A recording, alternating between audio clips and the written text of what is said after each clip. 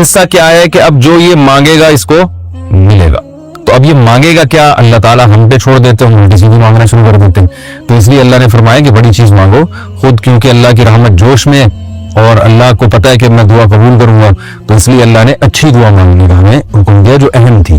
اور حکم کیا دیا؟ اہدنا الصراط المستقیم, کہ اللہ تو ہمیں سیدھے راستے پر چلا, صراط الذین انعمت علیہم غیر المغضوب علیہم ولا الضالین. تو یہ اس طرح سے اللہ تعالیٰ نے فاتحہ کو 2 حصوں میں ڈیوائیڈ کیا ہے حدیث کے مطابق. اور حدیث میں آتا ہے صحیح مسلم میں عبداللہ بن عباس رضی اللہ عنہ سے مروی ہے کہ آپ صلی اللہ علیہ وسلم کے پاس جبریل علیہ السلام بیٹھے ہوئے تھے. اچانک آپ نے ایک زوردار آواز سنی جو اس سے پہلے کبھی نہیں سنی تھی. تو جبریل نے فرمایا کہ یہ ایک آسمان کا دروازہ ہے جو کھلا ہے, جو آج سے پہلے کبھی بھی نہیں کھلا تھا. اس سے ایک فرشتہ نازل ہوا ہے, اور فرشتے نے نازل ہو کر پھر نبی صلی اللہ علیہ وسلم کو خوشخبری سنائی اور فرمایا ابشر بنورین اوتیتہما لم یؤتہما نبی قبلک فاتحۃ الکتاب و خواتیم سورۃ البقرہ. اس نے آپ صلی اللہ علیہ وسلم کو خوشخبری سنائی اور عرض کیا کہ یا رسول اللہ, آپ کو میں 2 ایسی قرآن کی صورتوں کی خوشخبری سنا رہا ہوں جو آپ سے پہلے کسی نبی کو نہیں دی گئی. تو ایک تو سورہ فاتحہ اور ایک سورہ بقرہ کا آخری حصہ, آمن الرسول بما انزل الیہ من ربہ والمؤمنون. تو یہ اس کے کچھ فضائل ہیں, اس سے معلوم ہوتا ہے کہ بہت بڑی فضیلت ہے. ایک فضیلت سورہ فاتحہ کی یہ بھی ہے کہ یہ دم میں بھی رقیہ کے کام آتی ہے. صحابی سے ثابت ہے کہ انہوں نے جن اتارا اور سورہ فاتحہ پڑھ کے ان پہ پھونک مارتے گئے اور وہ جن کے اثرات ختم ہوتے چلے گئے. تو اس لیے اگر کسی پہ خدا نخواستہ جادو یا جنات کے اثرات ہوں تو سورہ فاتحہ پانی پہ دم کر کے چھینٹے مارے یا ویسے پھونک مارے, اس کا بہت فائدہ ہوتا ہے. یہ سورہ فاتحہ کیا جو ہے نا کچھ فضیلت تھی جو میں نے آپ کے سامنے بیان کی. اب اس کی کچھ تفسیر بیان کروں گا. سورہ فاتحہ میں نماز میں اس کا کیا مقام ہے؟ رسول اللہ صلی اللہ علیہ وسلم نے ارشاد فرمایا کہ من لم یقرأ بفاتحۃ الکتاب فلا صلاۃ لہ. بخاری کی حدیث ہے, جو شخص سورہ فاتحہ نہیں پڑھتا اس کی نماز نہیں ہوتی. تو اتنی بات تو بہرحال ثابت ہے کہ سورہ فاتحہ نماز کا ایک ضروری حصہ ہے. اب اس میں اختلاف ہے فقہا کا کہ امام اگر پڑھ لے تو سب کی طرف سے کافی ہوگی یا نہیں ہوگی.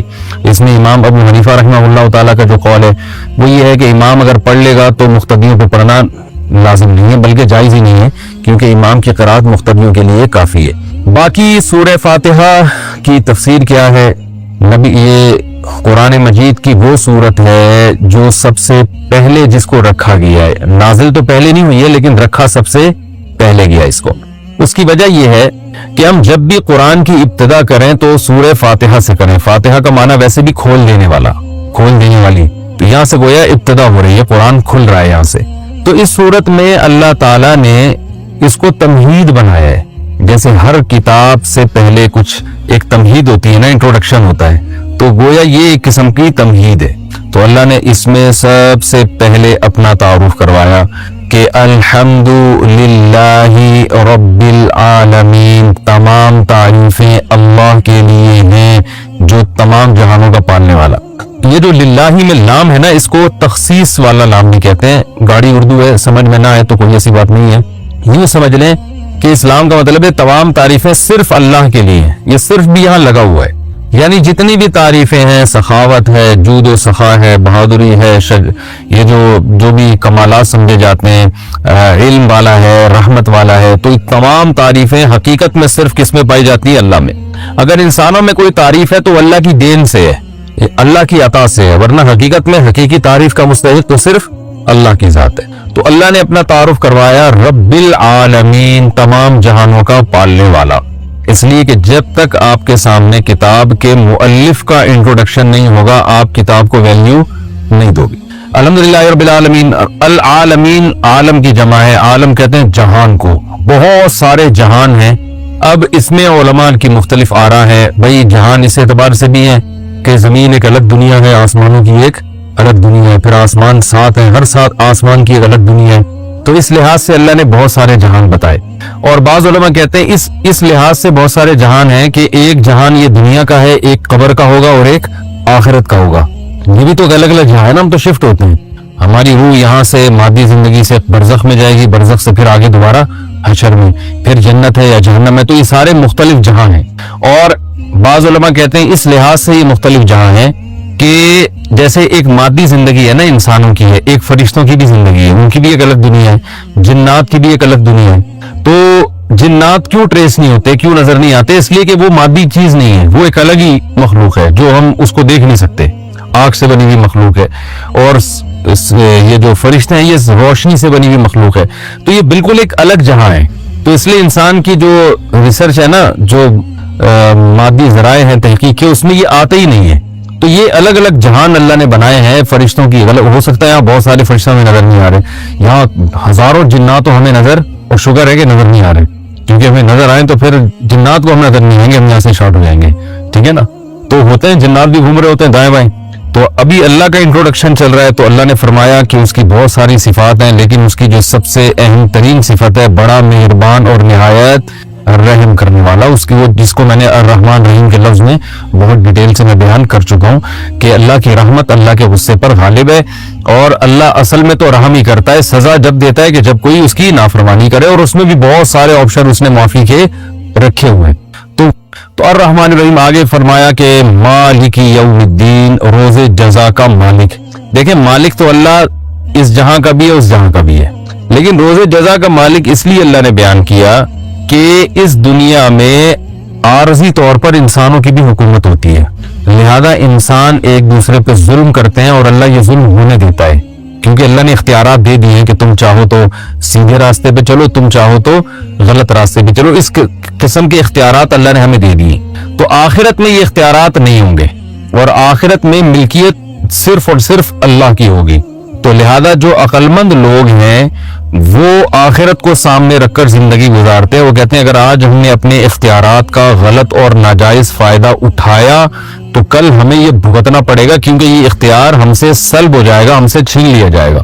تو اس لیے اللہ نے بتایا کہ مسلمان کا عقیدہ کیا ہے کہ اللہ دنیا کا بھی مالک ہے اور آخرت کا تو تن تنہا مالک ہوگا. اس میں تو عارضی طور پر بھی لوگوں کو اختیارات نہیں ہوں گے. تو یہ آخرت کا عقیدہ بہت ضروری ہے, اس کے بغیر اسلام پہ نہ کوئی چل سکتا ہے, نہ وہ مسلمان کہلا سکتا ہے. تو مالک یوم الدین کے بعد اللہ نے ہم سے ایگریمنٹ کروایا ایاک نعبد و ایاک نستعین, کیونکہ آگے اسلام پر چلنا اسی پر موقوف ہے. جب تک آپ ایک اللہ کی عبادت کے قائل نہیں ہیں, اسلام کہتا ہے آپ کی کوئی نیکی قبول ہے ہی نہیں. تو ہم سے یہ ایگریمنٹ کروایا گیا ایاک نعبد, اے اللہ ہم تیری ہی عبادت کرتے ہیں, و ایاک نستعین, اور صرف تجھی سے مدد طلب کرتے ہیں. تو قرآن میں اللہ نے فرمایا کہ میں نے انسان جنات کو پیدا کیے میری عبادت کریں. کیا مطلب؟ میری فرما برداری کریں. تو اس میں نماز بھی آتی ہے, ماں باپ کا کہنا ماننا بھی آتا ہے, اور جناب اس میں شادی بیاہ بھی آتا ہے, ٹھیک ہے نا, اس میں ولیمے کا کھانا بھی آ رہا ہے, اور اس میں اپنی صحت بنانا بھی آتا ہے. یہ بھی عبادت ہے بھائی, اللہ نے حکم دیا صحت بناؤ, تو اس میں حلال چیزیں کھانا بھی آتا ہے, اللہ نے کہا کہ حلال چیزیں کھاؤ. تو یہ سب چیزیں عبادت کے مفہوم میں داخل ہیں. وہ عبادت جس کو لغت میں عبادت کہتے ہیں, لیکن ٹرم جو عبادت کی ہے وہ صرف نماز, وہ کھانا کھانے کو عبادت نہیں کہیں گے آپ. قرآن مجید میں اللہ تعالیٰ نے حکم دیا ادخلوا فی السلم کافہ, ایمان والوں کو حکم دیا. دیکھیں قرآن میں دو طرح کے احکام ہیں. ایک عام انسانوں کو اللہ نے خطاب کیا ہے یا ایھا الناس سے, اے لوگوں, اور ایک ہے جو ایمان لا چکے ہیں جو اپنے آپ کو مسلم کہتے ہیں, الگ سے ان کو خطاب کیا ہے یا ایھا الذین آمنوا سے. یہ جو میں نے آیت پڑھی ہے اس میں یا ایھا الذین آمنوا, اے لوگوں جو ایمان لائے ہو, جن کے سر پہ ٹوپی ہے, جو گیٹ اپ مسلمانوں والا رکھتے ہیں, جن کے حلیے کو ٹوپی کوئی فرض واجب نہیں ہے. کہیں آپ پیسن ہو کے سمجھے کہ جن کی ٹوپی نہیں ہے تو وہ تو ظاہری گیٹ اپ ہے, ٹوپی ایک علامت ہے جس سے دیکھ کے پتا چل جاتا ہے کہ آپ یہ کسی. میں جب امیگریشن میں آیا تو امیگریشن سے گزرا تو مجھے انہوں نے کہا آپ افغانستان سے آ رہے ہو کیا؟ گیٹ اپ میرا پگڑی وگڑی دیکھ کے میں نے وہ پاکستان سے آ رہا ہوں. تو کچھ ایسے ہیں جن کا گیٹ اپ اسلام والا ہے, کسی کا پورا, کسی کا آدھا. اتنی بات تو ہے ہمارے نام مسلمانوں والے ہیں. تو اللہ ہم سے خطاب کر کے کہتا ہے ادخلوا فی السلم کافۃ. اللہ نے ہمیں یہ نہیں کہا اسلام لے آؤ, لائے ہوئے ہم پہلے سے. اللہ نے کہا اسلام میں مکمل داخل ہو جاؤ. مسئلہ ہمارے ساتھ یہ ہے کہ ہم اسلام کو اپنے فیور میں یوز کرتے ہیں. جتنا فائدہ ہمیں اسلام سے ہو رہا ہے اس حد تک ہم مسلم ہیں. جہاں ہمیں اسلام کے لیے کوئی قربانی دینا پڑ رہی ہو تو پھر ہم اپنے کلچر کو, اپنے دین کو, یعنی دین کو ایک طرف رکھ دیں گے, اپنے کلچر کو, اپنی خواہشات کو آگے لے آتے ہیں. مثال کے طور پر ہمیں اسلام کیا فائدہ پہنچاتا ہے؟ اسلام ہمیں یہ فائدہ پہنچاتا ہے کہ ہمارا کلچر ہے, سوسائٹی ہے, اگر اللہ نہ کرے کوئی اسلام چھوڑ دے سوسائٹی خلاف ہو جاتی ہے. ماں باپ گھر سے دھکے دے کے نکال دیں گے, بیگم کہیں سے فتویٰ لے آئے گی میرا نکاح ٹوٹ گیا, اور بچے پھر شراب کباب کی طرف مائل ہوں گے. بہت ساری چیزیں ہیں جو ہمیں اسلام سے ہم دنیا میں فائدے اٹھا رہے ہیں، بلکہ حقیقت یہ ہے کہ اس دور میں اسلام کا آخرت کا فائدہ تو بعد میں، دنیا میں بھی اگر اچھی لائف گزارنی ہے نا تو آپ کے پاس اسلام کے علاوہ کوئی آپشن ہے نہیں، کوئی آپشن ہے نہیں. مزے کی زندگی گزارنے کے لیے آپ کے پاس اسلام ہی ہے، ورنہ مزے کی زندگی بھی نہیں ملے گی. کیونکہ جس مزے کی طرف غیر مسلم لوگ جا رہے ہیں وہ مزہ کم، اس میں اس کے سائیڈ افیکٹ بہت زیادہ ہے. دیکھو میں ایک مثال دیتا ہوں، ٹاپک سے تھوڑا سا ہٹ رہا ہوں لیکن بیچ بیچ میں قیام طعام آتا رہے گا. ہم جب موٹر وے پہ جاتے ہیں تو پشاور جانا ہو تو قیام طعام آتا ہے نا، تو وہ میری عادت ہے قیام طعام میں اترتا رہتا ہوں. جو پابندیاں اسلام نے لگائی ہیں نا ہمارے اوپر، شراب پہ پابندی، شباب پہ پابندی. شباب کا مطلب گرل فرینڈ، نائٹ کلب، زنا، یہ اس کو میں شباب کہوں گا. بار بار وہ گرل فرینڈ کا نام لینا اچھا نہیں لگتا. ہر آدمی کا دماغ پر اپنی گرل فرینڈ کی طرف جانا شروع ہو جاتا ہے. تو اس کو اردو ادب میں کہتے ہیں شباب کباب. کیا کہتے ہیں؟ شباب کباب. کباب پیٹ میں ہوتا ہے تو شباب اچھا لگتا ہے نا، اس لیے قحط میں تو شباب بھی اچھا نہیں لگتا. تو یہ جو مزے ہیں نا، مزے جن مزوں پہ اسلام نے پابندیاں لگائی ہیں، کچھ مزے تو وہ ہیں جو اسلام نے کہا لیگل ہے، اسلام کی نظر میں وہ مزے اڑائے جا سکتے. سمجھ گئے آپ کیا کہنا چاہتا ہوں؟ تو خواتین کی بیٹھی ہوئی زیادہ ان کو ٹینشن نہیں دینا چاہتا، یعنی نکاح کرنا آگے آپ کو سمجھدار ہے. اللہ نے بہت ساری نعمتیں مردوں اور عورتوں پر حلال کر دی. کھانے کی 20 قسمیں ہم پر حلال ہیں. کیا خیال ہے؟ ہم ویجیٹیرین نہیں ہیں، ہم گوشت بھی کھاتے ہیں، سبزیاں بھی کھاتے ہیں. ہمارے مذہب میں سبزیاں بھی ہیں اور گوشت بھی ہے. اللہ ہم پہ پابندی لگا دیتا کہ گوشت نہیں کھا سکتے تو ہم ٹینشن میں آتے. دنیا میں بہت سے لوگ ہیں جو گوشت نہیں کھاتے، لیکن ہمیں تو گوشت کے بغیر ہمارا گزارا ہے نہیں. دنیا میں بہت سے لوگ ہیں جو صرف گوشت ہی کھاتے ہیں. میں نے ایسی قومیں بھی دیکھی ہیں گوشت ہی پہ گزارا کر رہے ہیں.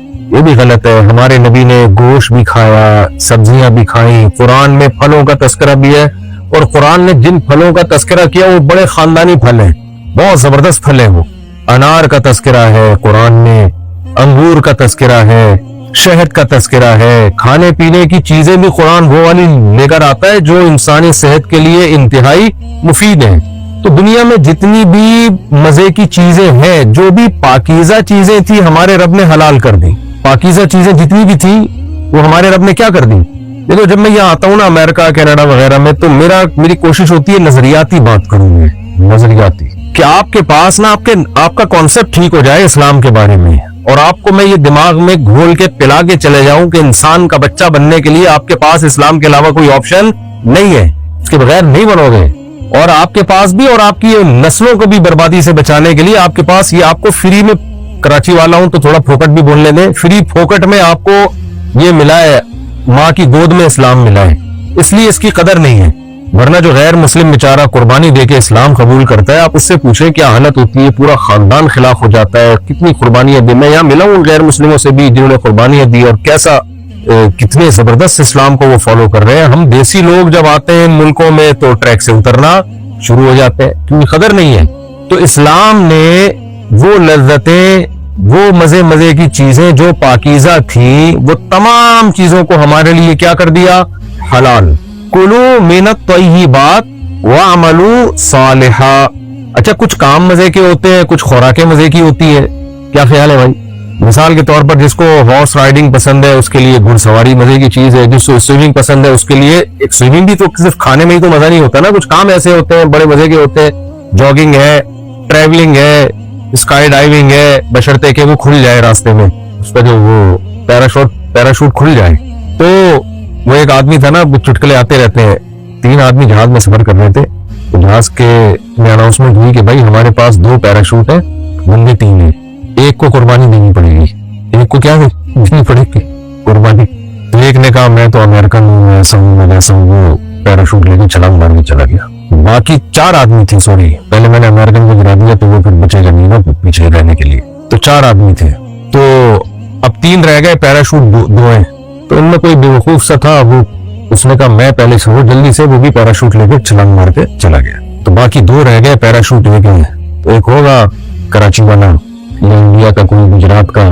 اس نے کہا کہ چلو یار ہم تو ویسے بھی اپنے شہر میں جائیں گے تو کہیں گٹر کا ڈھکن کھلا ہوا ہو کہیں سے، کوئی ہماری زندگی تو ہر وقت خطرے میں ہی ہے، تو چل میں تیرے لیے قربانی دیتا ہوں، تو یہ پیراشوٹ لے کے اتر گیا. اس نے کہا بے فکر رہو, 2 پیراشوٹ موجود ہے, جو ہم سے پہلے گیا ہے وہ اسکول کا بستہ لے کے اس نے چھلانگ لگائی. اسکائی ڈائیونگ میں بہت مزہ ہے بشرطے کہ پیراشوٹ بھی ہو اور وہ کھل بھی جائے. تو بہت ساری مزے کی چیزیں ہیں, مزے کے کام ہیں جو حلال ہیں, ہمارے رب نے ہمارے لیے کیا کر دیے, ان کو حلال کر دیا. اور یہ کون سی چیزیں, ان چیزوں میں جو کامن چیز ہے وہ کیا ہے, وہ کامن قدر مشترک کیا ہے. دیکھو ڈاکٹر آپ کو کہتا ہے نا یہ خوراکیں کھا سکتے ہو, یہ چیزیں نہیں کھا سکتے, تو آپ تلاش کرتے ہو نا یہ جو چیزیں مجھے کھانے کی اجازت دی جا رہی ہے اس میں کامن کیا چیز ہے, اور جن چیزوں پہ مجھ پہ پابندی لگائی جا رہی ہے اس میں قدر مشترک کیا چیز ہے.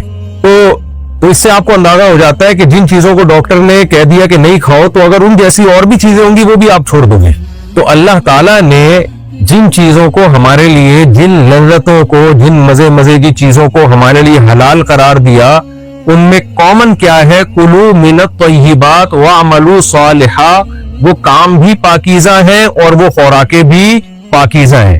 صاف ستھری چیزیں ہیں جن کو تم کھا سکتے ہو, اور صاف ستھرے کام ہیں جو تم کر سکتے ہو.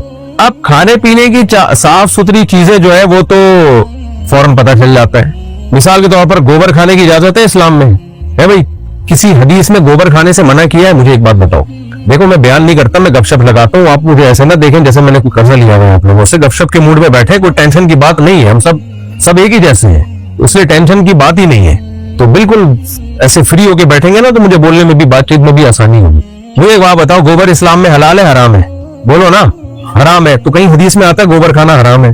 نہیں آتا. اس لیے حرام اس لیے ہے کہ یحرم علیہم الخبائث, خبیث چیزیں, ناپاک چیزیں جتنی بھی ہیں وہ سب کے سب اسلام میں آٹومیٹکلی کیا ہو گئی, حرام ہو گئی. اب اس کے لیے الگ سے بتانے کی ضرورت نہیں ہے کہ گوبر پہ الگ سے حدیث ہو اور گھوں پہ الگ سے حدیث ہو, اور کیا مسجد میں آپ کو رپورٹیں پیش کرتا پھروں میں.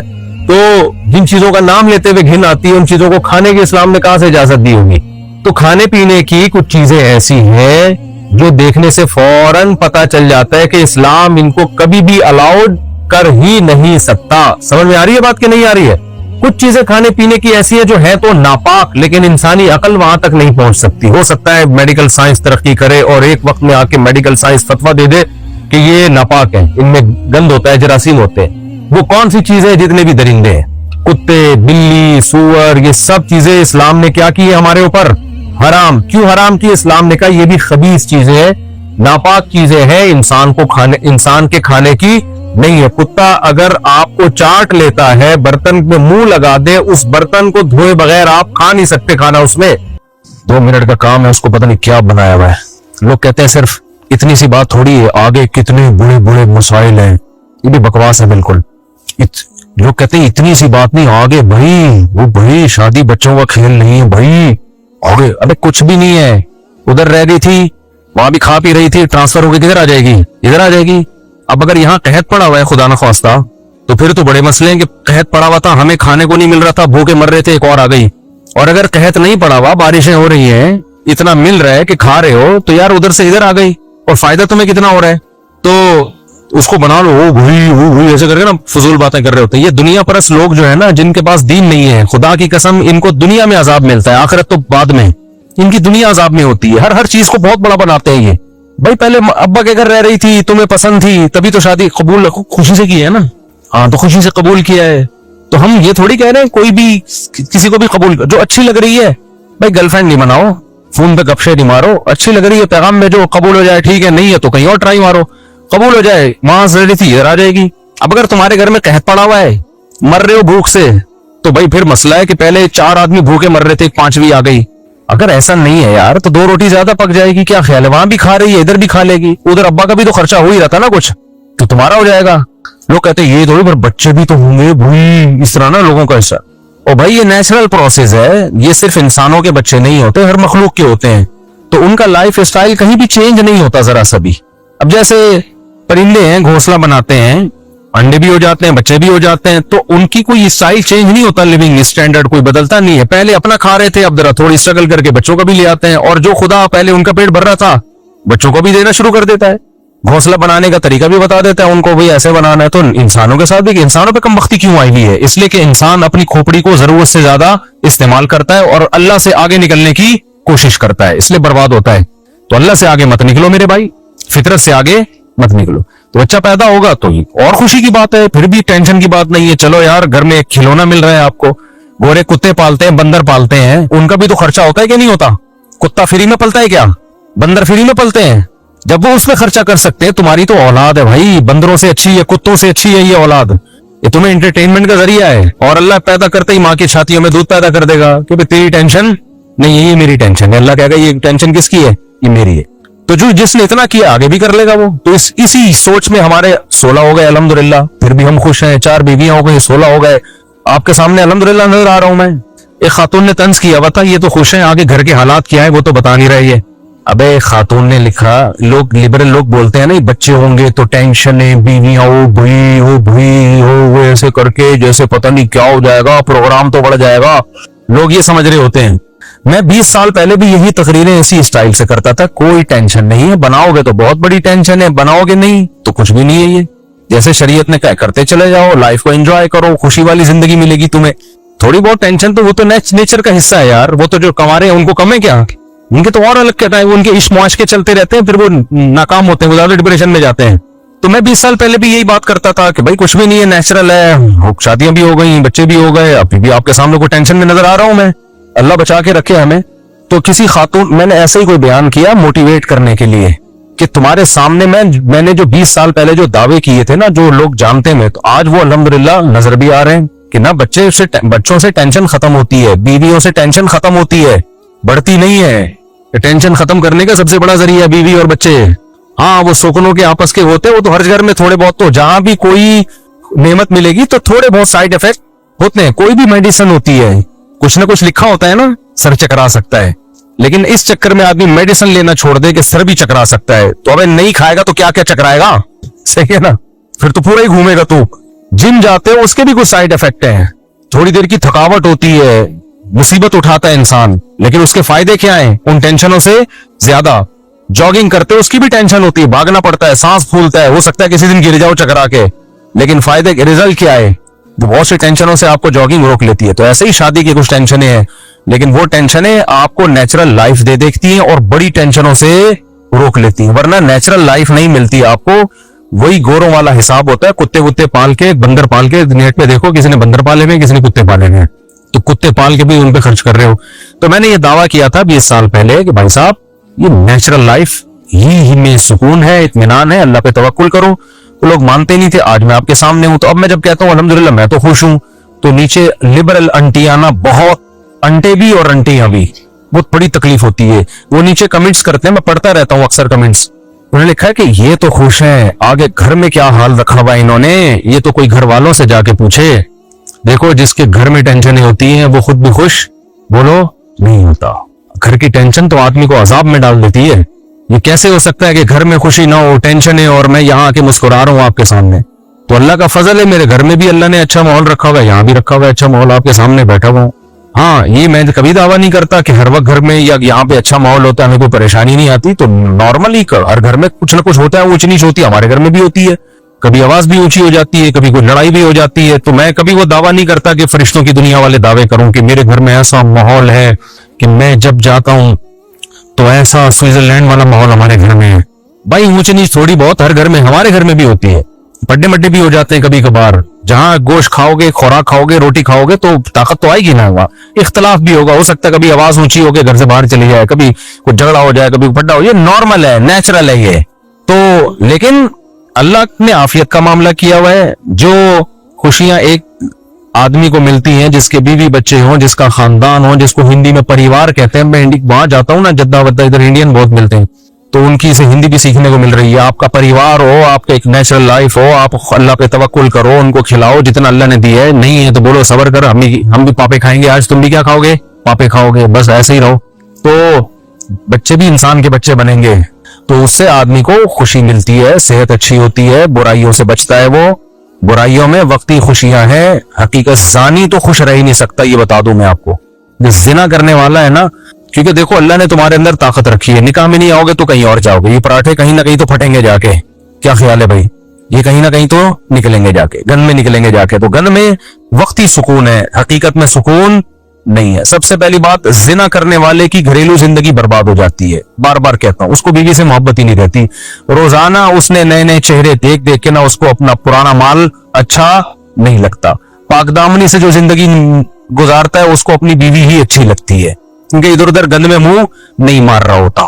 تو یہ کتنی اچھی بات ہے یار, جو آپ کے لیے ہے وہ آپ کو اچھی لگے. اور کیا چاہیے یار تمہیں, صحیح ہے نا. آپ کو اپنے ابا اچھے لگ رہے ہیں, پڑوسی کے ابا اچھے نہیں لگ رہے, کوئی مسئلہ نہیں ہے, لیکن پڑوسی کے ابا رہے, اپنے والے اچھے نہیں لگ رہے, ڈپریشن میں جاؤ گے. آپ کو اپنی اما اچھی نہیں لگ رہی, دوسرے کی اما اچھی لگ رہی ہے, ٹینشن میں جاؤ گے, ماحول خراب ہوگا. اور اپنی اچھی لگ رہی ہے, دوسرے کی نہ لگے, کوئی مسئلہ نہیں ہے. اپنی اولاد اچھی نہیں لگ رہی, دوسرے کے بچے اچھے لگ رہے ہیں, ٹینشن میں جاؤ گے کہ نہیں جاؤ گے. اور اپنی اگر اچھی لگ رہی ہے تو یہ بھائی اپنی ہے اور اچھی بھی لگ رہی ہے تو اور بڑی نعمت ہے. تو اسی طرح دوسروں کی بیوی اچھی لگ رہی ہیں, اپنی لگ نہیں رہی, ڈپریشن. دوسروں کی تو دیکھ ہی نہیں رہے, اچھی لگنے نہ لگنے کا آپشن ہی ختم کر دیا, اپنی ہی کو دیکھ رہے ہو, وہی اچھی لگے گی, کیونکہ دوسرا کوئی آپشن آپ کے پاس ہے نہیں. تو ٹینشن بڑھے گی یا ختم ہوگی؟ ختم ہوگی اس سے. تو اس لیے اللہ میاں نے جو بولا ہے نا, جلدی شادی کرو, زیادہ بیویاں کرو, زیادہ بچے پیدا کرو, اللہ کی بات مان لو. اللہ تیری عقل ہم سے زیادہ ہے, ہم بیوقوف ہیں, ہم فیملی پلاننگ والوں کی باتوں میں بولو نہیں آئیں گے. اللہ میاں جو کہہ رہے ہیں. اور پھر آگے بڑھاپا بھی ہے, اس میں یہ اولاد سہارا بنے گی تمہارے لیے. میں تمہارے سامنے لوگوں کے دکھڑے سناؤں نا, جن کے 2 بچے ہیں, پیسہ بہت ہے. ابھی ایک واقعہ سامنے آیا, کیونکہ پرانا واقعہ سامنے تو پہلے آیا لیکن پرانا ہے, اب سنانے میں وہ لوگ ہائی لائٹ نہیں ہوں گے جن کی بات ہو رہی ہے, ان کی غیبت نہیں ہوگی. ڈیفنس میں واقعہ ہوا, 1000 گز کا بنگلہ تھا صاحب کا, 2-3 بچے ان کے, ایک بیٹی 1-2 بیٹے ہوں گے. بہت پڑھایا, بہت لکھایا, ٹھیک ٹھاک پیسہ خرچ کیا. دین اور مذہب کو سکھانا نہیں ہے. بچے ابا سے سیکھ لیتے ہیں کہ پیسہ ہی سب کچھ ہوتا ہے, کیونکہ اب بچوں کو پتا ہے ابا نے نسل روکی ہے پیسہ بچانے کے لیے, اپنا خرچہ بچانے کے لیے. توکل, اعتماد ابا نے نہ منہ سے کبھی نکلا اور نہ کبھی ابا نے سکھایا. تو اٹ مینس پیسہ ہی سب کچھ ہے. بچہ جیسی ہوش سنبھالتا ہے نا, وہ ابا سے کیا پیغام سیکھتا ہے کہ ابا مزید بہن بھائی نہیں آنے دے رہے, کیونکہ وہ چاہ رہے ہیں کہ اسٹینڈرڈ, لیونگ اسٹینڈرڈ بڑا ہائی فائی اسٹینڈرڈ ہونا چاہیے. توکل شوکل کچھ بھی نہیں ہوتا. بچوں کو مولویوں کے پاس بیٹھنے سے روکا, تبلیغ میں جانے سے روکا. اور بھائی اصل چیز بیٹا کچھ بن جاؤ, انسان بن جاؤ. تبلیغی جماعت میں 40 دن لگا کے رہو گے, کیا بنو گے؟ نمازی بنو گے, اس سے کیا ہوتا ہے؟ انگریز جو چاند پہ پہنچا ہے, نمازی بن کے پہنچا ہے یا تعلیم حاصل کر کے پہنچا ہے؟ بولو نا. انگریز چاند پہ پہنچا تو کیا تبلیغ میں چلے لگایا تھا اس نے جو چاند پہ پہنچا ہے؟ بیٹا وہ سائنٹسٹ بنا ہے, تو تم بھی سائنٹسٹ بنو, تم بھی انجینئر بنو. تم کہاں پہنچو گے؟ ہو سکتا ہے مریخ پہ پہنچو. تو وہ بچے ماشاءاللہ بہت کچھ پہنچتے, مریخ پہ تو نہیں لیکن امریکہ پہنچ گئے. وہ ایک پڑھ لکھ کے امریکہ چلا گیا, ایک جاپان چلا گیا, بیٹی چلی گئی پتہ نہیں کہیں یورپ میں چلی گئی. اب وہ صاحب کیا ہوا, جب ریٹائرمنٹ کی عمر آئی ہے, 60 سال کی عمر آئی ہے, اب وہ گھر میں بند ہو کے بیٹھ گئے. اب وہ بیچارے کہیں لائف کو انجوائے نہیں کر سکتے. اب تنہائی اور دیوار, جو 1000 گز کا بنگلہ ہے نا, اس کی دیواروں نے ان کو کھانا, یہ سچا واقعہ سنا رہا ہوں میں, سچے ہی سناتا ہوں, سچے کا لفظ سے بتا رہا ہوں تاکہ آپ کے ذہن میں اور تاکید کے ساتھ بیٹھ جائے. ایسا نہ ہو آپ بولیں اچھا اس سے پہلے جتنے سنا ہے وہ سارے جھوٹے تھے. تو اب دیواروں نے, بنگلے کی دیواروں نے کھانا بولو شروع کر دیا. میاں بیوی اکیلے, بڈھا بڈھی بیٹھے ہوئے ہیں. کوئی پھر ہم جیسوں کو دیکھتے ہیں, ہم جیسے فنڈامنٹلسٹ بنیاد پرست غریبوں کو دیکھ رہے ہوتے ہیں, یہ مولوی اتنے بچوں کو لے کے گھوم رہے ہیں, کوئی بیٹا ہے کوئی پوتا ہے, یا مولوی ٹائپ کے لوگ, اس کی بہویں ہیں, اس کے داماد ہیں, اس کے نواسے ہیں, اس کے پوتے ہیں, گھر بھرا ہوا ہے. تو وہ دیکھتے ہیں کہ یار یہ تو کیا ہو گیا, کچھ بھی نہیں ہے. تو اس نے کیا کیا, جب دیواریں نا 1000 گز کے بنگلوں میں گیا ہوں, یہ بیڈ روم, یہ بیڈ روم, یہ بیڈ روم, یہ بیڈ روم, دیواریں کھا رہی ہوتی ہے, مجھے وحشت ہونا شروع ہو جاتی ہے. ابے اتنے بڑے بڑے گھر بندہ ہی نہیں ہے, اس سے تو ہمارا چھوٹا گھر اچھا ہے.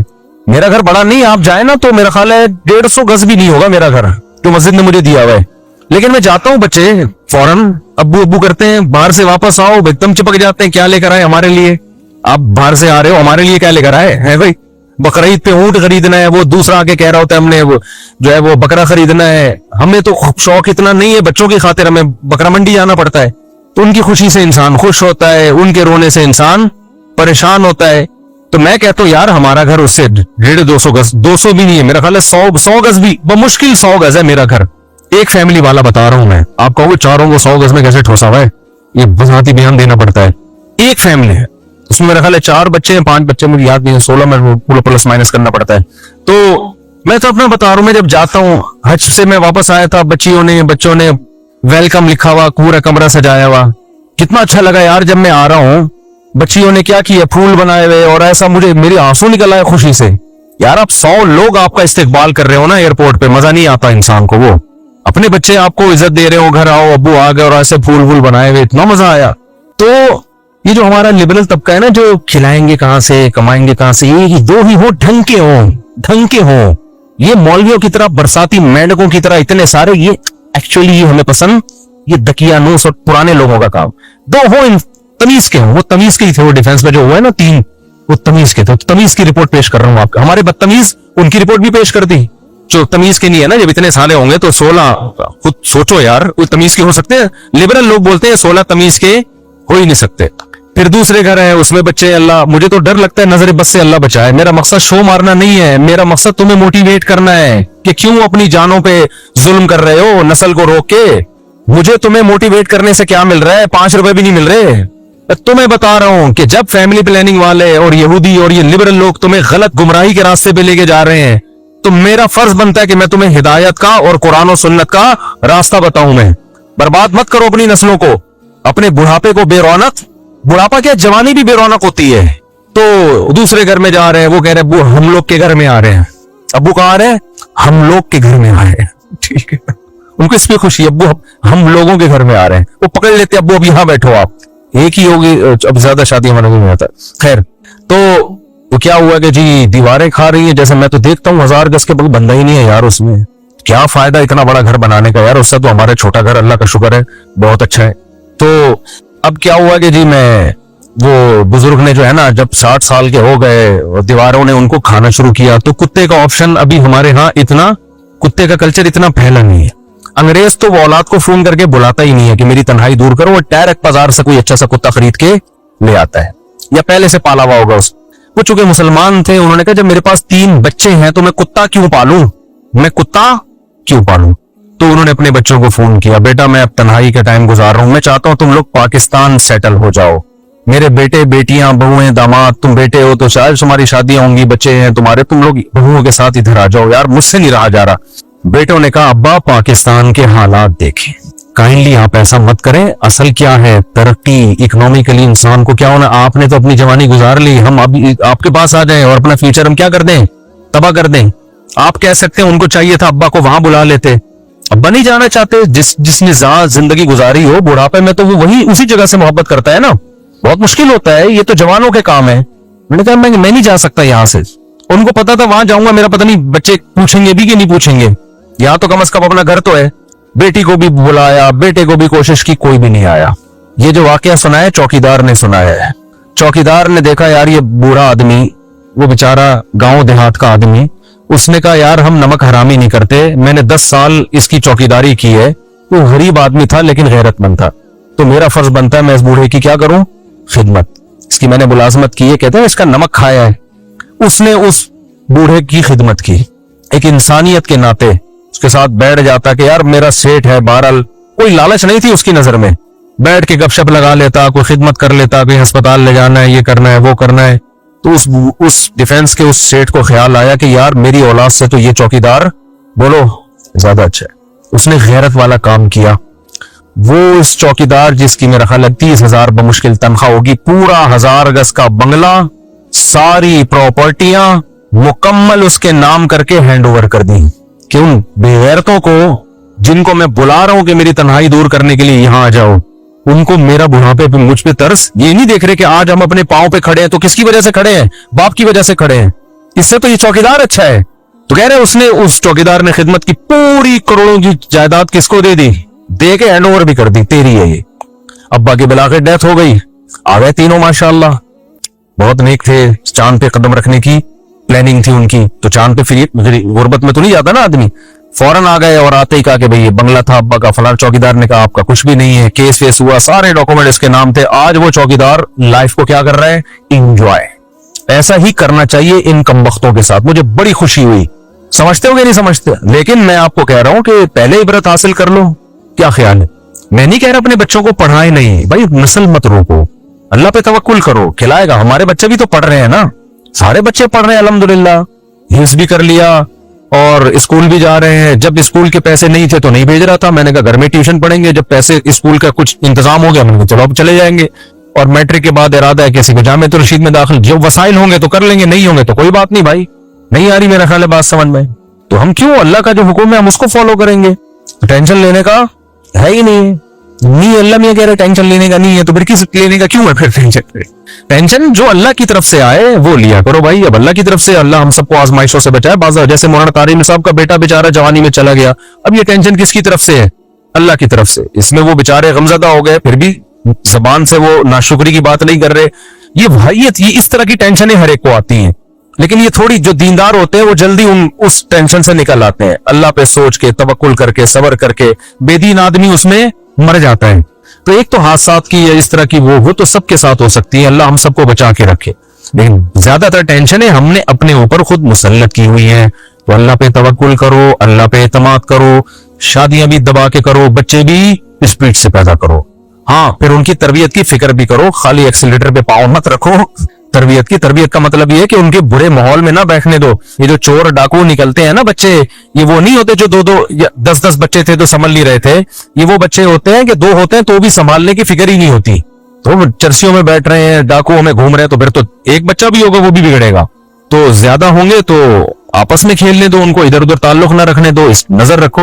تو اللہ سے امید ہے انشاءاللہ اچھے نکلیں گے. پھر بھی نہ نکلیں تو بھائی نوح علیہ السلام اپنے بیٹے کو نہیں ٹھیک کر سکے تو ہم اور آپ کہاں سے کر سکتے ہیں؟ کچھ چیزیں اللہ کی طرف سے ہوتی ہیں, وہ ہمارے اختیار میں نہیں ہوتی. تو اس لیے اللہ پہ جو توکل کرے گا خوش رہے گا, وہ توکل نہیں کرے گا تو وہ برباد ہو جائے گا اور تنہائی کاٹے گی اس کو. مفتی صاحب کوئی لو کون لو قیامت کا زلزلہ قیامت کی لمبا سا جواب ہے, پھر بتاؤں گا. مفتی صاحب اس سوال کا جواب برائے مہربانی پورا دیں تاکہ آخرت کی تیاری کر سکوں. اللہ قیامت میں اہل ایمان سے کیا سوالات کریں گے بھائی؟ ہر سوال ہوگا. نمازوں کا سوال, کسی نے قتل کیا اس کے بارے میں سوال, چوری کے بارے میں, یہ تو آپ نے پوری زندگی پوچھ لی. جن چیزوں کو اللہ نے حرام قرار دیا ہے ان کا سوال, اور جن چیزوں کو لازمی قرار دیا ہے ان کا سوال ہوگا. اگر سود پر قرضہ لیا جائے اور اس میں کچھ رقم, یہ کیا لکھا ہوا ہے, صدقہ کر دی جائے. نہیں بھائی, سود پہ جو قرضہ لیا ہے نا آپ نے, وہ رقم حرام نہیں ہوتی. حرام وہ رقم ہوتی ہے جو آپ سود بینک کو دیں گے. تو اگر سود پہ قرضہ لیا تو پوری حلال رقم ہے. گناہ ہوگا کہ سود پہ قرضہ لیا کیوں, یہ عمل گناہ ہوگا. تو اس کی اختلاف یہ ہے کہ توبہ کرے اور آئندہ یہ حرکت نہ کرے. باقی وہ رقم حرام نہیں ہوتی, اس سے جو کاروبار ہوگا وہ جائز ہوگا. لیکن توبہ کرے کہ کیونکہ حدیث میں آتا ہے جو سودی قرضہ لیتا ہے اس پہ بھی لعنت. تو حرام وہ رقم ہوگی جو آپ اضافی بینک کو دیں گے. بینک کے لیے اس پر لازم ہے کہ وہ اپنے پروفٹ میں شامل نہ کرے, بغیر ثواب کی نیت کے صدقہ کر دے. بینک اتنا نیک ہوتا تو بینک کیوں ہوتا؟ مفتی صاحب وراثت کے متعلق بیان فرمائے. ہمارے ماموں نے امی کو ان کا حصہ نہیں دیا, 25 سال سے زیادہ کا عرصہ ہو گیا ہے. ہم 25 سال سے کرائے کے گھر میں رہ رہے ہیں. گزشتہ دنوں میں نے حصے کا ذکر کیا. ماموں کو بتائیں جو کھا رہے ہیں نا, آگ کے انگارے کھا رہے ہیں. قرآن نے بہت تاکید سے خاص طور پہ عورت کے وراثت کا حصے کا تذکرہ کیا ہے.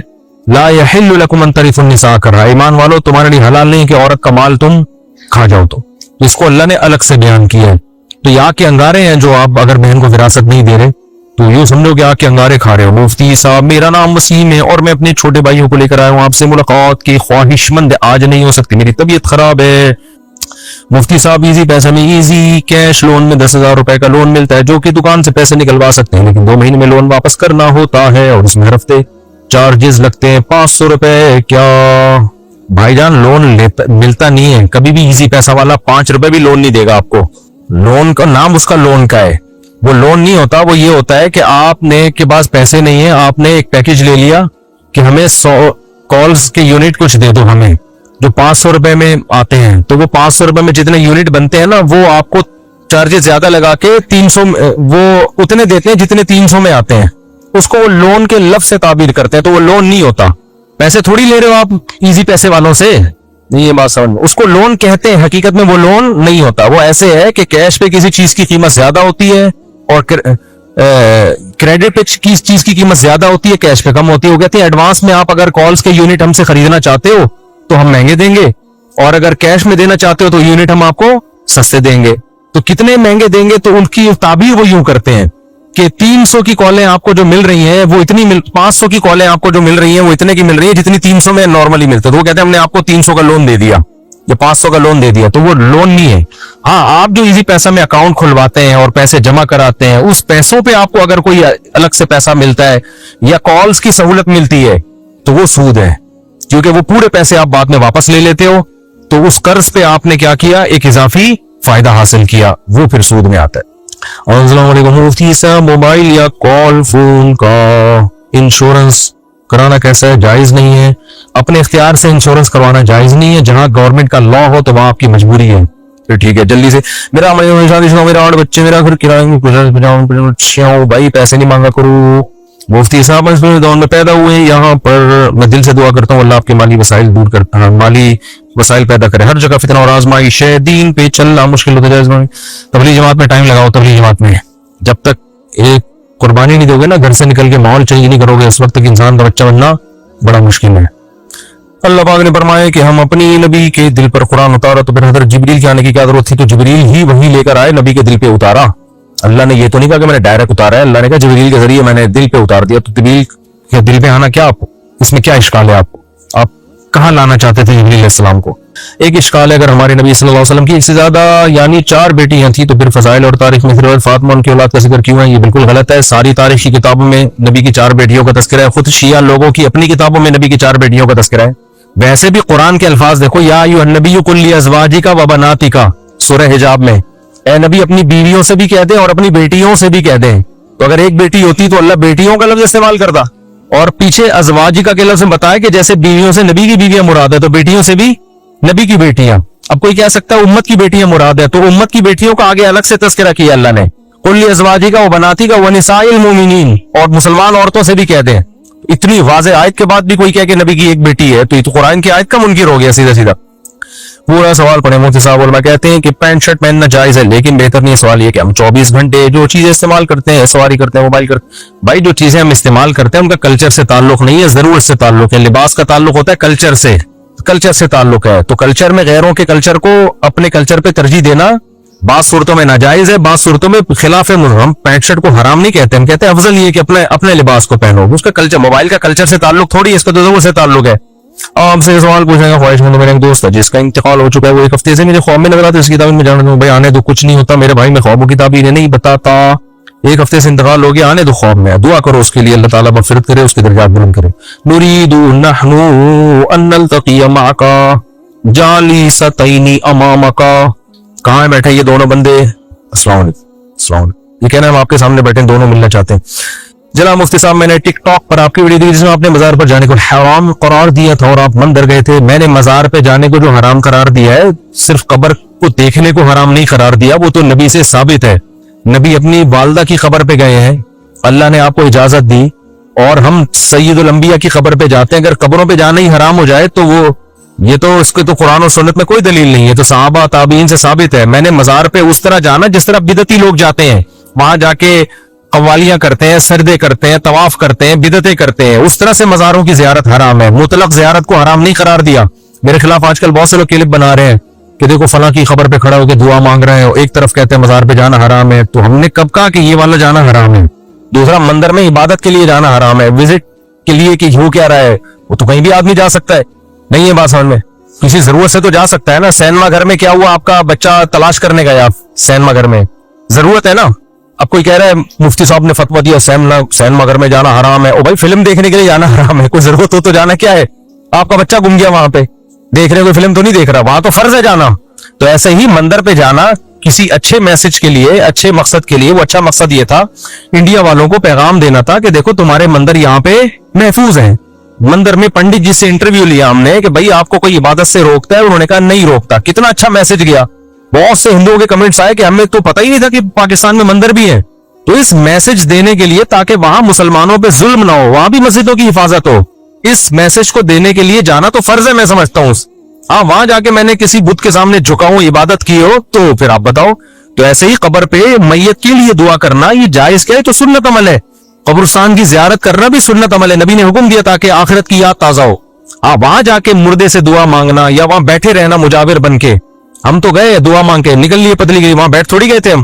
اور اگر میری کہیں تصویر آ رہی ہے کسی قبر پہ بیٹھے ہوئے کی تو وہ غلط عمل ہے، میں اسے رجوع کرتا ہوں.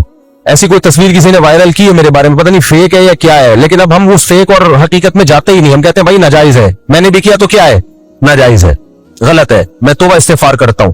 تو کیونکہ فیک ثابت کرنے کے لیے پھر لمبی چوڑی تقریر ہے، تو آسان راستہ ہے بھائی صحیح ہے ناجائز ہے، ختم. میں نے کب کہا کہ میں فرشتہ ہوں؟ بھائی ناجائز عمل ہے اور میں رجوع کر رہا ہوں اور بتا رہا ہوں کہ میں توبہ استغفار کر رہا ہوں، یہ ناجائز عمل ہے. سمجھتے ہو یا نہیں سمجھتے؟ تو قبر پہ جانا میت کے لیے. باقی میں دارالعلوم کورنگی میں گیا تو وہاں میں نے قبر پہ ہاتھ اٹھا کے دعا مانگی تو کسی نے میرے خلاف کلپ بنایا کہ قبر پہ ہاتھ اٹھا کے دعا مانگنا شرک ہے. مفتی صاحب بھائی ہاتھ اٹھا کے دعا مانگنا شرک نہیں ہے. دعا کس سے مانگ رہے ہیں؟ اللہ سے. ہاں شرک کا ذریعہ بن سکتی ہے یہ چیز کہ کوئی لوگ یہ نہ سمجھے کہ قبر والے سے دعا مانگ رہا ہے. تو جہاں یہ خطرہ ہوگا وہاں جائز نہیں ہے. تو وہاں تو کوئی خطرہ نہیں تھا. دارالعلوم کورنگی کے سارے علماء توحید پرست ہیں. کوئی بھی قبر سے ہاتھ اٹھا کوئی بھی صاحب قبر سے مانگنے کو جائز نہیں سمجھتا. تو وہاں کوئی خطرہ نہیں تھا. اس لیے میں نے اللہ سے دعا مانگی ہے, میت سے دعا نہیں مانگی. ہمارا یہ عقیدہ ہے کہ میت کچھ بھی نہیں کر سکتی. مرنے کے بعد کوئی کسی کے پاس کوئی اختیارات نہیں ہے. لیکن پھر بھی جہاں خطرہ ہو تو وہاں ہاتھ نہیں اٹھانے چاہیے. قبر پہ جا کے وہاں پھر بغیر ہاتھ اٹھائے دعا مانگے. تو میرے بھائی جلدی سے کیا بغیر بلائے شادی میں جانا جائز ہے؟ حرام ہے بھائی. شادی میں جا کے پھاڑ کے آ جاتے ہیں بغیر بلائے. لڑکے والے پکڑتے ہیں تو ہم لڑکی والوں کی طرف سے آئے, لڑکی والے پکڑتے ہیں ہم کہتے ہیں لڑکے والوں کی طرف سے آئے ہیں. یہ بہت ہو رہا ہے. یہ 25-30 سال پہلے ہوا کرتا تھا. تو آپ کو پتا ہے دیانتداری کا ریشو بہت بڑھ گیا. ہمارے کچھ دوست تھے 3 پیس سوٹ ٹائی میں نا تاکہ لگے کہ باقی شادی میں آئے ہیں. یہ صفی حسن پہ نہیں بہت سارے ہال بنے ہوئے, باقاعدہ بس میں 1 گھنٹے کا سفر کر کے آتے تھے اور گھس جاتے تھے. باقاعدہ بھوڑ پھاڑ کے آتے تھے. وہ روزانہ ان کا یہ کام تھا. لڑکی والے پوچھتے تو کہتے ہیں لڑکے والوں کی طرف سے, لڑکے والے پوچھتے تو کہتے ہیں لڑکی والوں کی. اب کون وہاں انکوائری کرتا ہے بیٹھ کے؟ اب لڑکے والے کہہ رہے ہماری طرف سے تو نہیں ہو, ہمیں تو نہیں پتا. تو کہتے اب میں ان کے چاچے کے ماموں کی خالہ کے پھپھو کا تایا ہوں, تو کچھ بھی بنا لو. اور پھر وہ موقع ایسا ہوتا ہے وہاں تھوڑی مار دھاڑ ہوتی. اب ایسا نہ وہ لوگ یہ شروع کرتے کہ یار یہ تو آپشن ہمیں پتہ ہی نہیں تھا.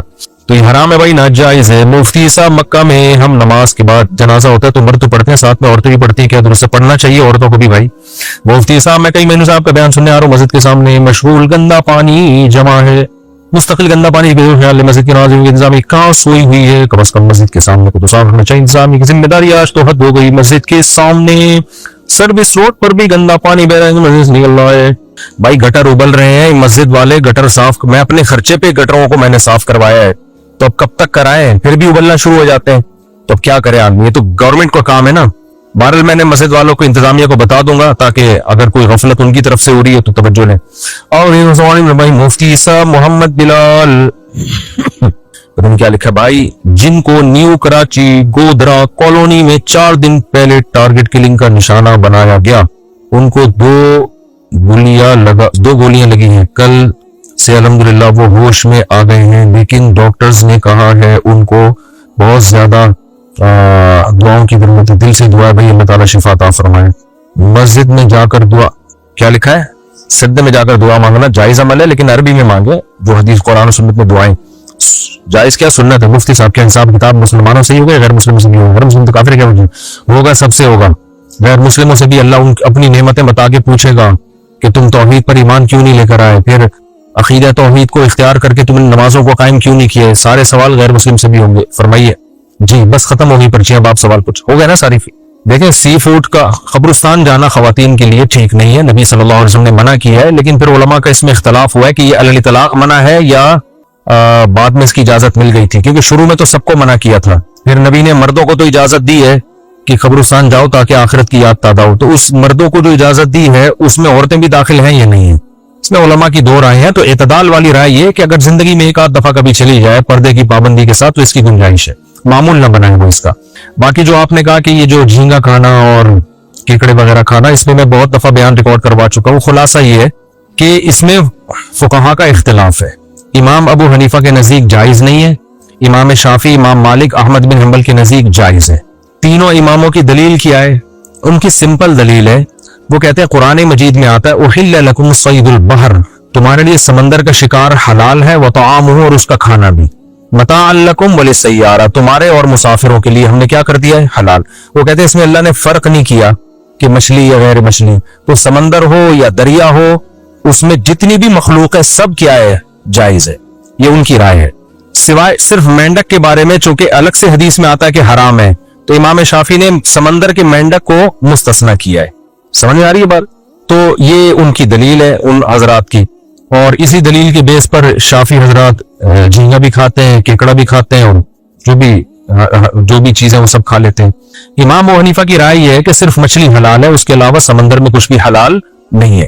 اس کی دلیل یہ ہے کہ سب سے پہلے, ایک منٹ بات مکمل ہو جائے نا, سب سے پہلے جو قرآن مجید کی جو آیت ہے نا, احل لکم صید البحر وطعامہ, سمندر کا شکار تمہارے لیے حلال اور اس کا کھانا بھی, وہ کہتے ہیں یہ آیت جس سیاق و سباق ہے نا اس کا، وہ سیاق و سباق یہ ہے کہ اس سے پہلے آیت یہ ہے کہ تمہارے لیے خشکی کا شکار حرام ہے جب تک تم حالت احرام میں ہو، کیونکہ احرام میں جب آیا کرتے تھے نا تو احرام میں آپ جانور، حلال جانور بھی شکار نہیں کر سکتے۔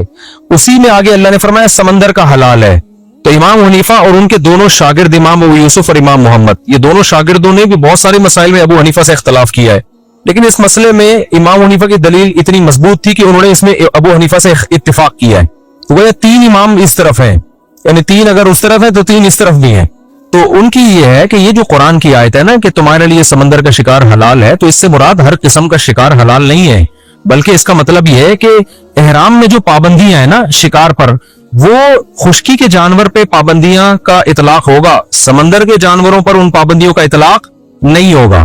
یعنی حالت احرام میں آپ سمندر میں شکار کر سکتے ہیں اور اس کا جو طعام ہے وہ کھا سکتے ہیں، باقی کیا کھا سکتے ہیں یا نہیں کھا سکتے یہ ایک الگ بحث ہے، اس کا اس میں تذکرہ نہیں ہے۔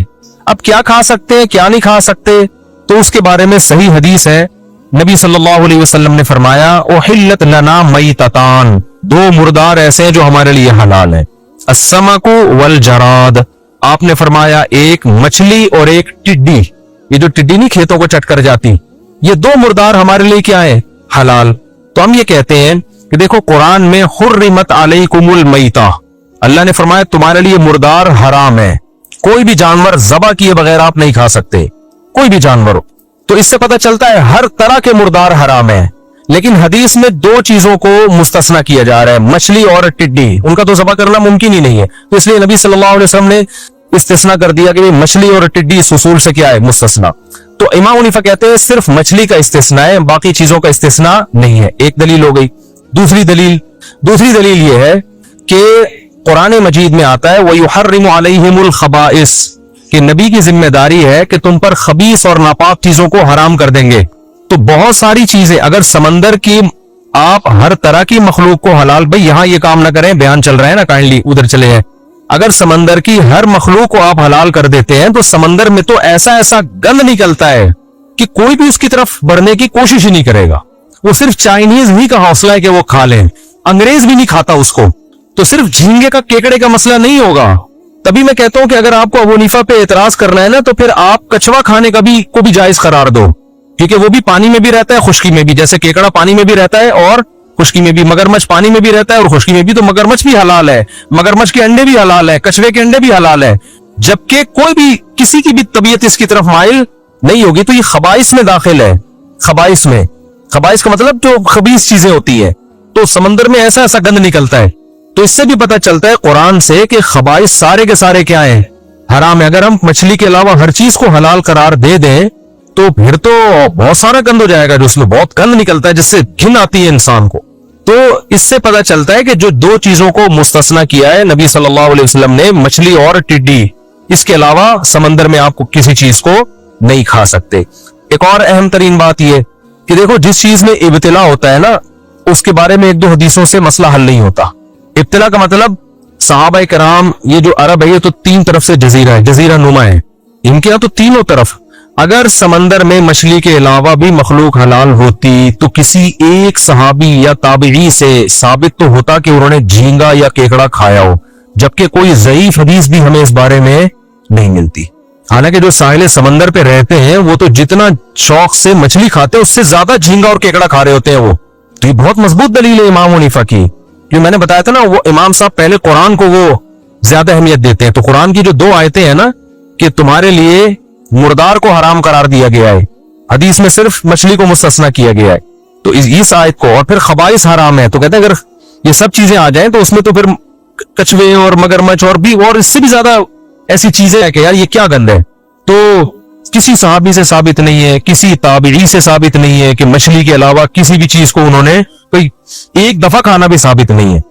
تو اس لیے، اور پھر ویسے بھی گوشت جو ہے نا، گوشت اس میں اصل ہے حرمت، جب تک حلال ہونے کی دلیل نہ ہو اس کو کیا سمجھا جائے گا، حرام سمجھا جائے گا، جب تک حلال ہونے کی دلیل نہ ہو۔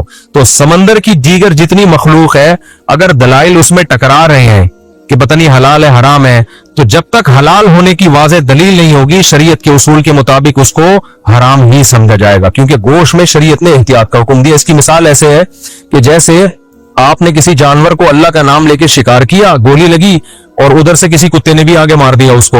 اب آپ کو نہیں پتا چل رہا کہ یہ آپ کی تیر کی مثال دے رہا ہوں میں, زیادہ بہتر ہے کہ آپ کے تیر سے یہ مرا ہے یا کتے کے کاٹنے سے مرا ہے, تو وہ حرام ہے آپ کے لیے, کیونکہ اس میں کیا پیدا ہو گیا, شک پیدا ہو گیا. جب تک یقین نہ ہو اس کو حرام سمجھا جائے گا. اب اسلامی ملکوں میں چونکہ سب مسلمان ہی ہیں تو وہاں تو شک کرنے کی ضرورت نہیں ہے. غیر مسلم ملک میں ہم کہتے ہیں کہ اگر آپ کے پاس ذبیحہ آیا تو آپ اس بیس پہ نہیں کھا سکتے. کوئی گوشت آیا, ذبیحہ نہیں, گوشت آیا آپ کے پاس, آپ امریکہ میں تھائی لینڈ میں کہیں تھے, گوشت پکا کے لے آیا کوئی غیر مسلم, امکان تو ہے, ہو سکتا ہے کسی مسلمان سے ذبح کرایا ہو, لیکن اس امکان کی بیس پہ آپ کھا سکتے ہیں اس کو؟ نہ, آپ تحقیق کرو گے بھائی کیسے کسی مسلمان سے ذبح کرایا کہ نہیں کرایا, اور اگر وہ خبر دیتا ہے تو اس کی خبر پہ بھی اعتماد نہیں ہے. کوئی حلال سرٹیفکیٹ دکھاؤ, کوئی ادارہ دکھاؤ. تو اس لیے ہم کہتے ہیں غیر مسلم کنٹری میں تحقیق کرنی پڑے گی آپ کو. تو اس سے پتہ چلتا ہے کہ گوشت میں اصل یہ کہ وہ حرام ہے جب تک حلال ہونے کی دلیل نہ ہو. نباتات میں اصل یہ کہ حلال ہیں جب تک حرام ہونے کی دلیل نہ ہو, کیونکہ نباتات ہر قسم کے کھا سکتے ہیں. اس میں جب تک حرام ہونے کی دلیل نہیں ہوگی تو آپ حلال ہی سمجھیں گے, لیکن گوشت میں جب تک حلال ہونے کی دلیل نہیں ہوگی آپ اس کو کیا سمجھیں گے, حرام سمجھیں گے. تو امام حنیفہ یہ کہتے ہیں کہ بھئی مچھلی کے حلال ہونے پر تو دلائل ہے, قرآن میں بھی تذکرہ کر دیا, نبی نے بھی کھایا اس کو, صحابہ بھی کھاتے تھے, صحیح حدیث ہے کہ 2 ہمارے لیے مردار حلال ہے. اس کے علاوہ کے بارے میں دلائل یہ کہتے ہیں کہ ناجائز ہے, اور اگر آپ ان دلائل سے نہیں مانتے تو وہ خاموش ہے شریعت اس بارے میں. تو جب تک ان کے حلال ہونے کی واضح دلیل نہیں ہوگی ان پہ ناجائز ہونے کا ہی احتیاطاً فتویٰ لگایا جائے گا. سمجھ میں آ رہی ہے بات؟ ایک آخری بات کر کے میں اس بحث کو سمیٹتا ہوں. یہ اختلاف تو ہے کیکڑے میں اور جو بھی مگرمچھ وغیرہ سب چیزوں میں ہم اس کو ناجائز سمجھتے ہیں, صرف مچھلی کو. جھینگے کے بارے میں خود حنفیوں میں اختلاف ہے, صرف جھینگے کے بارے میں. وہ اس اختلاف کی بیس یہ ہے کہ جیسے حضرت مفتی تقی عثمانی صاحب وہ جھینگے کو جائز کہتے ہیں, حالانکہ وہ فقہ حنفی ہی کو فالو کرتے ہیں. وہ جائز اس بیس پہ کہتے ہیں کہ یہ مچھلی ہی کی ایک قسم ہے, سمندر کی مچھلی حلال ہے یا نہیں ہے. تو اب وہ کہتے ہیں کہ یہ کس کی قسم ہے, ایک مچھلی کی قسم ہے. جب مچھلی کی قسم ہے تو یہ جائز ہے, جبکہ ہمارے ہاں جو احناف میں جو جمہور علماء ہیں وہ کہتے ہیں کہ مچھلی کی قسم میں یہ داخل نہیں. حضرت مفتی تقی عثمانی صاحب کا جو استدلال ہے وہ یہ ہے, میں نے پورا ان کا رسالہ پڑھا. اسی طرح بنگلہ دیش کے علماء بھی اس کو مچھلی کی قسم میں داخل کرتے ہیں. مفتی عبدالسلام چاٹگامی رحمۃ اللہ علیہ, بڑے مفتی تھے بنوری ٹاؤن کے, بنگلہ دیش سے ان کا تعلق تھا, وہ بھی کہتے تھے یہ مچھلی کی قسم میں داخل ہے. اور اس کی دلیل وہ یہ دیتے ہیں کہ بھئی جتنی بھی لغت کی کتابیں ہیں نا اس میں جھینگا مچھلی لکھا ہوتا ہے. کیا لکھا ہوتا ہے؟ جھینگا مچھلی. جو مولانا یوسف لدھیانوی شہید رحمۃ اللہ علیہ تھے, یا مفتی رشید احمد صاحب, یا جو ہمارا جو جامع رشید کا فتویٰ ہے وہ یہ ہے کہ بھئی یہ مچھلی کی قسم میں داخل نہیں ہے. اور اس کے دلائل, پہلی بات میڈیکل سائنس, کیونکہ ہر فیلڈ میں نا اس کے ماہرین کی رائے کا اعتبار ہوتا ہے. تو جتنے بھی ڈاکٹروں سے ہم نے رابطہ کیا ہے, مفتی رشید احمد صاحب کے دور میں تو تمام بہت سارے ڈاکٹروں کا پورا پینل بلایا تھا, اور ان کا کہا تھا میڈیکلی یہ کیا ہے, انواع ہوتی ہے نا جانوروں کی, تو کیا مچھلی میڈیکلی کسی بھی طرح سے, جھینگا جو ہے وہ میڈیکل سائنس کی نظر میں کسی بھی طرح مچھلی کی اقسام میں داخل ہے یا نہیں ہے؟ تو ان ڈاکٹروں کی رائے یہ تھی کہ میڈیکلی انسان کو گدھا کہہ دینا اتنا عجیب نہیں ہے, جھینگے کو مچھلی کہہ دینا بہت, کیونکہ انسان اور گدھے میں بہت ساری چیزیں ایک جیسی ہیں. ریڑھ کی ہڈی ہے, چلتے ہیں دونوں, لنگس ہیں, سمجھ رہے ہیں کہ نہیں سمجھ, بہت ساری چیزوں میں مماثلت ہے. میں یہ نہیں کہہ رہا کہ انسان گدھا ہے ڈاکٹروں کی نظر میں, یعنی ان میں بہت ساری چیزیں آپس میں کیا کرتی ہیں, میچ کرتی ہیں. جھینگے میں اور مچھلی کا تو کوئی عضو بھی ایک دوسرے سے مشابہ نہیں ہے. تو وہ ہی کہتے تھے کہ میڈیکلی تو یہ امپاسبل ہے کہ آپ جھینگے کو مچھلی کی اقسام میں داخل کر لیں.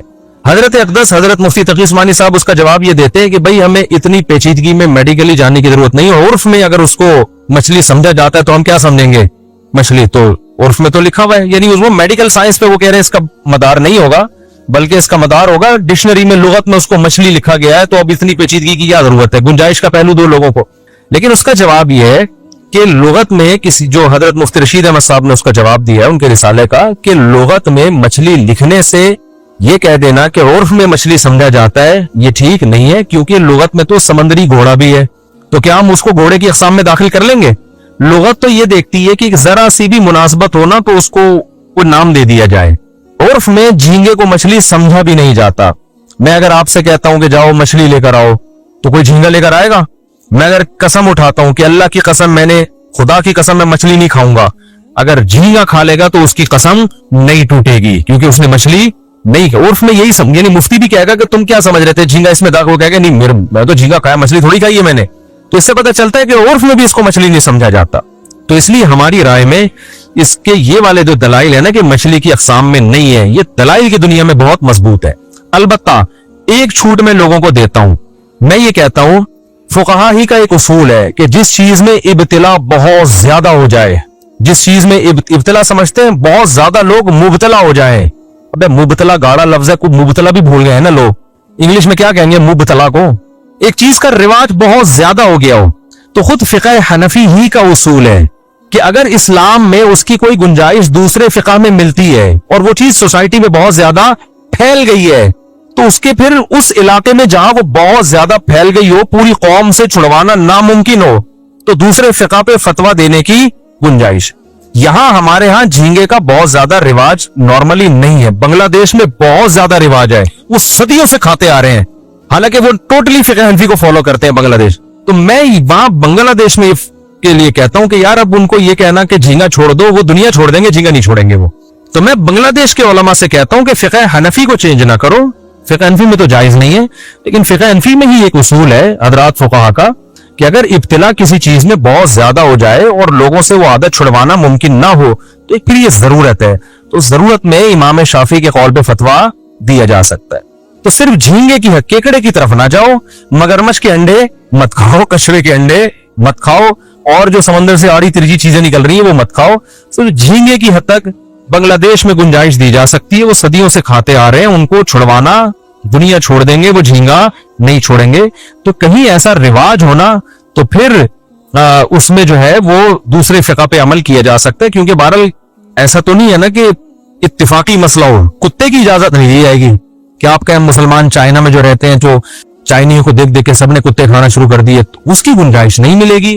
وجہ اس کی یہ کتا سب کے نزدیک کیا ہے, حرام ہے. لیکن جہاں علماء مجتہدین ہی کا اختلاف آ جائے, ائمہ اربعہ ہی کا اختلاف آ جائے, چاروں اماموں کا اختلاف آ جائے, چونکہ ان اماموں کو بھی ہم بڑی ویلیو دیتے ہیں, تو ہم یہ کہتے ہیں کہ اگر کسی علاقے میں بہت زیادہ رواج پڑ گیا ہے تو اس کو چھوڑنا ممکن نہیں ہے, تو بھائی اس اختلاف کا فائدہ ایسی جگہ پہ اٹھایا جا سکتا ہے. اس کی ایک مثال دے دوں کہ اگر کسی عورت کا شوہر مارکیٹ سے شارٹ ہو گیا, گم ہو گیا, پتہ ہی نہیں کہ سالوں نے اٹھایا ہے یا پولیس نے اٹھایا ہے یا کہاں ہے, یا 1 سال ہو گیا, 2 سال ہو گیا, 3 سال ہو گئے, 4 سال ہو گئے, تو فقہ حنفی, فقہ شافعی, فقہ حنبلی, تینوں فقہ میں جب تک اس کی موت کا 100% یقین نہیں ہو جاتا, عورت کہیں اور شادی بولو نہیں کر سکتی.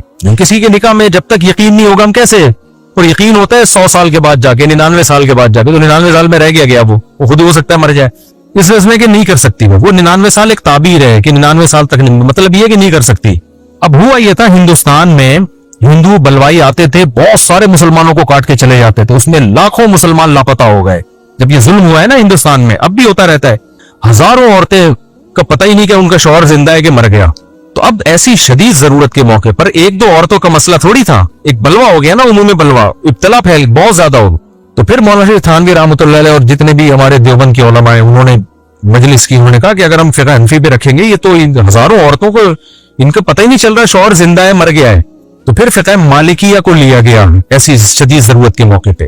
ہم کہتے ہیں عوام کے لیے جائز نہیں کہ خود ہی چھلانگے مارے, علماء خود سمجھتے ہیں کہ کس موقع پر دوسرے فقہ پہ فتویٰ دینے کی گنجائش ہے, تو خود علماء نے قائل کیا, بیٹھے اجلاس ہوئے, تو پھر فقہ مالکیہ پہ فتویٰ دیا گیا بھئی ایسی شدید ضرورت میں ہزاروں عورتوں کا مستقبل داؤ پہ لگ رہا ہے, تو فقہ مالکیہ میں یہ ہے کہ عورت 4 سال انتظار کرے, کیس کرے عدالت میں, جج یہ سمجھتا ہے کہ مارکیٹ میں مل نہیں رہا شوہر, تو پھر وہ اس کا نکاح عدالت ختم کر کے کہیں اور نکاح کرا دے گی. پھر پرانا والا شوہر اگر مل گیا تو مالکی فقہ میں تو ہے کہ نئے والے کے ساتھ ہی رہے گی, لیکن فقہ حنفی میں علماء نے کہا ہم نے چونکہ ضرورت کی حد تک لیا ہے, تو اب جب پرانا آ گیا ہے تو اب ضرورت کیا ہو گئی, ختم, اب یہ پرانے کے پاس جائے گی, نئے سے نکاح ختم کیا جائے گا اس کا. سمجھ رہے کہ نہیں سمجھ رہے؟ تو ضرورت کے وقت علماء خود گنجائش دیتے ہیں کہ بھائی, اور یہی اسلام کا ایک اختلاف کا ایک فائدہ ہے, ایک فلیکسیبلٹی رکھی ہے اللہ تعالیٰ نے تاکہ قیامت تک یہ دین اور مذہب چل سکے سوسائٹی کے حساب سے. تو خود سے یہ کام نہ کیا کریں پینترے بدلنے والا, لیکن علماء خود گنجائش دے دیتے ہیں جہاں ابتلا ہو, جہاں عادت چھڑوانا پاسبل ہی نہیں رہا, تو گنجائش دے دیتے ہیں کہ بھائی کیکڑے کے بارے میں تو نہیں دیتے گنجائش, اسی طرح یہ مگرمچھ کے انڈے منڈے نہیں کھائیں آپ, ٹھیک ہے نا, لیکن جھینگے کے بارے میں خود حنفی علماء گنجائش دے دیتے ہیں کہ اگر کہیں ابتلا بہت زیادہ ہے تو بھائی اس پہ زیادہ شدت مت کرو, کھانے دو اس کو, امام شافعی کے قول کو لینے دو اس کو, मेरा मामूल ये है कि मैं नहीं खाता झींगा, क्योंकि मुझे क्या जरूरत है भाई, 20 कम चीजें, मछली की 100 अक़साम है, वो पहले खा के फारिग हो जाए तो झींगे के बारे में सोचेंगे।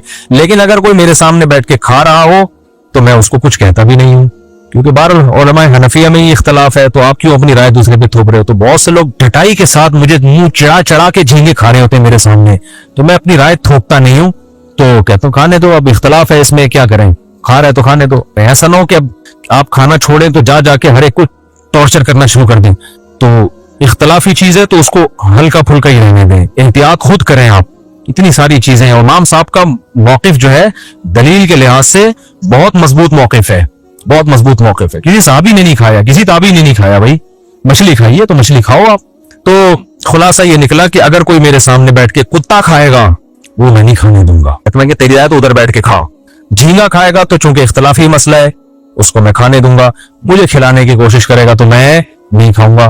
क्योंकि मेरा ख्याल ये है कि अगर इंसान इसी तरह रुखसतों पर इधर उधर कलाबाजियां खाता रहे ना तो बरकत खत्म हो जाती है, फिर वो सरी नाजायज की तरफ भी जाना शुरू कर देता है। अपने बारे में मेरा वही मौकिफ है कि भाई हाँ कोई चीज, सारी चीजें ही खाने को खत्म हो जाए, फिर कुत्ते से बेहतर है आदमी क्या खा ले, खाना ना मिल रहा हो, फिर यार इख्तलाफ से फायदा उठाओ, भूखा तो नहीं रहना ना, फिर इख्तलाफ। लेकिन ऐसा अभी है नहीं, सब कुछ खाने को मिल रहा है, मैं झींगे की तरफ डायरेक्ट क्यों जाऊं, एहतियात पर अमल करूं। किसी साहबी ने नहीं खाया, किसी ताबी ने नहीं खाया, तो मैं एहतियात पर अमल करता हूँ। कुत्ता खाएगा मेरे सामने तो मैं उसको कुत्तों को खिला दूंगा फिर मैं। तो ये है इस बारे में पूरी रिपोर्ट मैंने पेश की है। बाकी जो लोग इसमें अबू हनीफा पे तंज करते हैं ना कि अबे हनफियों के पास कोई दलील नहीं है, कोई दलील नहीं है, समंदर की सब चीजें जायज हैं, तो उनको बस एक जो तंज कर रहा है, जो तंज नहीं कर रहा तो इख्तलाफी मसला है भाई। जो बाज लोग तंज करते हैं तो उनको बोला करो फिर मगरमच्छ के अंडे खाने का भी फतवा दे, तू फिर तू कछुए के अंडे के जायज होने का भी फतवा दे, ताकि वही अंडे लोग उठा उठा के तेरे सर पे मारे। तो फिर इतनी बात नहीं, फिर पूरी बात करो आप। तो ये है इस मसले की थोड़ी सी मैंने आपके सामने डिटेल दे। अच्छा, झींगे का बिजनेस जायज है, कारोबार जायज है, वजह उसकी है कि बिल इत्तिफाक हराम नहीं है। जो चीजें चारों इमामों के नजदीक बिल इत्तिफाकी तौर पे हराम नहीं होती ना, तो उसमें क्योंकि अब इमाम शाफी के फिक़ा को जो लोग फॉलो करते हैं वो तो इमाम शाफी की राय पर एतमाद करते हैं। तो चूंकि आलम इस्लाम में ऐसे लोग मौजूद हैं जो इसको जायज समझते हैं, तो बिजनेस उसी चीज का हराम होगा जो बिलिजमा हराम हो। समझ रहे कि नहीं समझ रहे? तो ये भी एक छूट है कि बहुत से लोग सी फूड का बिजनेस करते हैं, तो झींगे का बिजनेस कर सकते हैं, केकड़े का बिजनेस वो कर सकते हैं, छिपकलियों का बिजनेस नहीं कर सकते आप, समझ रहे हो? कुत्तों का बिजनेस नहीं कर सकते आप, लेकिन झींगे का बिजनेस क्योंकि बिल इत्तिफाक हराम नहीं है। तो इससे पता चलता है कि जो चारों इमामों को फॉलो करते हैं उनकी रायों में कितने एतदाल होते हैं, हर चीज को उसका दर्जा देते हैं। लेकिन जो इन चारों इमामों को फॉलो नहीं करते ना, आप जब उनसे मसला पूछें तो आप अक्सरियत ऐसी नजर आएगी मुतशद्दिद, अपनी राय थोपना और उस पर अड़ जाना। तो मैंने देखे क्लिप जो हमारे खिलाफ लोग कहते हैं अबू हनीफा ने झींगे को वो कर दिया और केकड़े को न जाए, कोई दलील नहीं इनके पास। कुरान तो कहता है समंदर की मखलूक आ रहा, कुरान जो कहता है उसका सियाको सबक तो देखो भाई। तो राय थोपते भी हैं, फिर चैलेंज बाजी भी करते हैं, फिर चैलेंज का जब जवाब दो तो मार्केट से शॉर्ट हो जाते हैं। तो ये मार्केट में चल रहा है।